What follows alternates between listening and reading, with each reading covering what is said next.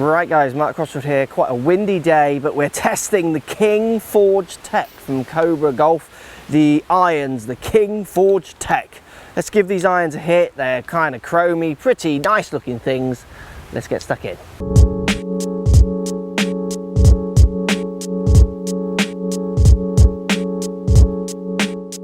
Right, so we're getting the King Forged Tec irons. We're getting forged heads, forged thin faces, they're saying. We're getting tungsten weights in the longer irons, heel and toe. We're also getting a kind of carbon dampening system in there as well to try and help with some feel and impact. Now what they're also saying is it's kind of that combo club, this one. So players who want forgiveness, but in a gaming looking package, and they do tend to have, I've got a wedge and 8 iron, 6 iron and a 4 iron here. They have next to no offset, slightly progressive. 4 iron definitely has more offset looking than the wedge, which you would expect. And with the chrome finish medium top lines, they're looking pretty good. You know, they're looking like an iron I could absolutely game. Now I haven't found any lofts on these clubs yet because they're quite new, but hopefully I'll get them up for you when I edit the video. But I'm going to hit some and I'm going to show you some data that I've collected on GC2 HMT soon as well. Putting it down by the ball, the 6 iron has next to no, little bit of offset, chrome finish, very gaming, looks nice. Now off the face it does exactly what I would expect from this kind of iron. It makes a bigger sound, it kind of flies off the face, which to me feels quite fast.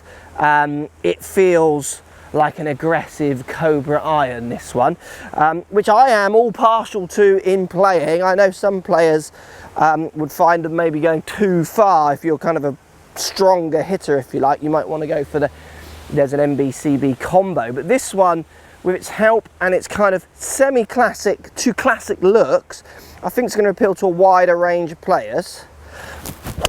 And it makes a good old noise off the face, and it really does fly. I'm looking forward to showing you the numbers. That's the 6 iron. I'm going to hit the 4 iron as well because I collected some data with the 4 iron also. I don't game a 4 iron anymore, but when I put this 4 iron down by the ball, it's friendlier than some in this ilk, but it's certainly not friendly. But we'll hit one here and then I'll show you the numbers I collected with it.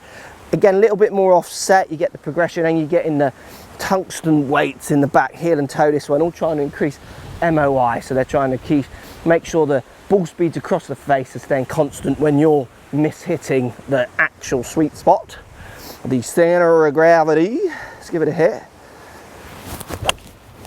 Oh, I hit that quite nice. Still got it. Yeah, I mean, it looks good. I'm liking these. I've got a wedge here as well. Let's go down to the wedge.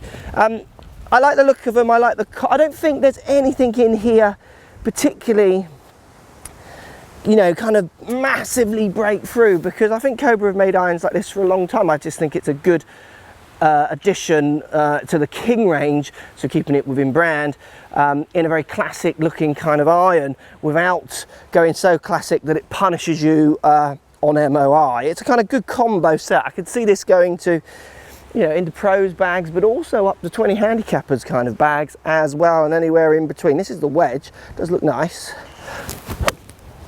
And again, it feels nice. It does make a bigger sound, which is everything I'd expect.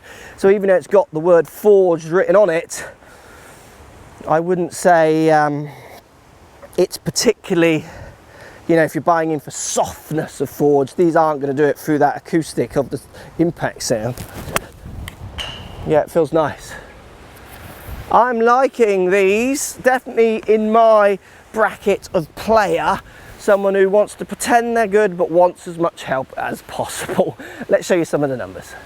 Right guys, so we've got 6 iron, 4 iron numbers. So 176 6 iron is a stronger 6 iron for me. Spinning down at 5.2, so you can see the spin really comes off, and I don't know the lofts of these clubs, but I imagine they're falling into that lower lofted bracket, which is why that spin is coming down. Launching at 70 degrees and peaking height at 33. So still going as high, launching as high, because that CG is lower, which will help push that ball up in the air at launch and through total distance. but it will reduce the spin as I hit above it, which then will make it keep going through the air. So many people get that confused. Yeah, but the land angle's the same. Yeah, but the land angle's the same with less spin. That might not stop as well as another club, and certainly will go further through the air, and it's coming from those lofts. Every company does it. It's how they use those chunkier ones, and in a launch monitor era, what's the best way to sell clubs but give people more distance? You know, everyone's doing it. I've got the 4-iron as well, 188, topping out at 192, dropping back to 184 there on distances, so you can see why I don't game a 4-iron for me. Nothing wrong with that 4-iron. It's probably one of the easier ones you could hit in this ilk of club, but for me, I'm a hybrid player in that area. Just to show you though, the drop-offs even from a a higher MOI club, if you like. Good numbers, definitely could game them all day long. MBCB combo from Cobra, the other ones, definitely I prefer the look of those in the black finish, but these look good enough while offering a bit of help and cranking my lofts nicely to make me feel like I can hit it further. Post comments down below, is this one you might try or not? Let me know. As always, speak to you soon. Thanks for watching. Subscribe to my YouTube channel for loads more videos. Find me on Instagram at Crossfield Mark, also on Twitter at 4golfonline.